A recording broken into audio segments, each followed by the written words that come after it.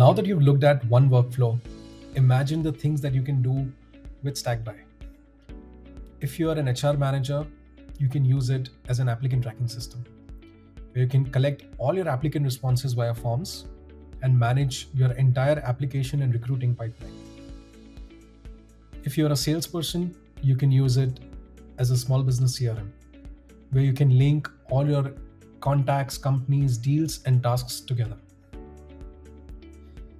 If you're a social media manager, you can use it as a social media calendar or a content calendar. If you are in the content production team, you can use it as a video production planning and tracking tool. If you are a sales manager or a sales executive who wants to see how their reps are performing, you can create a quick sales operations CRM where all your deals and reps are coming together and you can track whether they're meeting their quota or not. If you are a real estate manager, you can use it as a real estate CRM for your listings and for your real estate transaction tracker.